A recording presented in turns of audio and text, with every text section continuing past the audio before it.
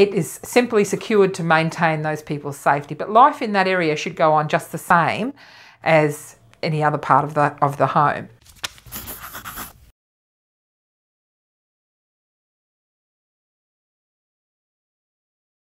First and foremost, going into a secure area, there are many different types of secure areas. And for people who are looking at that, I'd say to them, go in, get the feel, have a look. The reason an area has to be secure is because there are some residents who are unable to understand the boundaries of where they live. So they might wander out the front door and wander off down the street and not understand where they're going. They may have lost the ability to know that cars coming along the road could knock them over, so they could be hurt. So securing an area in the first place should be done as a safety measure. That's to keep people safe. And that's where a secure area should really begin and end. That's why it's secure.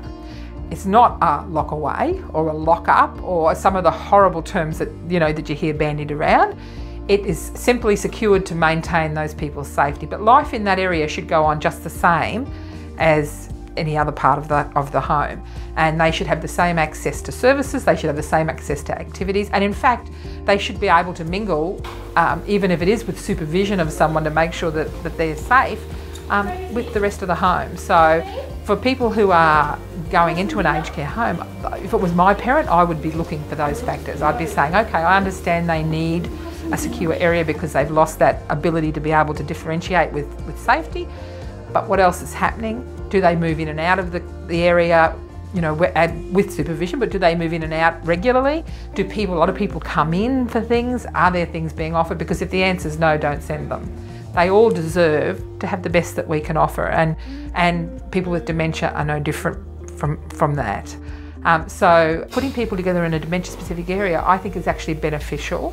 And we very often have the situation here where we have actually moved people from one part of the home to the other because of attitudes of others. Everybody has this picture of elderly people being sweet little old ladies and men, but that's not necessarily so. And some older people can be really nasty to those that are suffering a cognitive loss, and that becomes really distressing. So I find that once people are in a dementia-specific area, people with dementia are actually more tolerant of each other.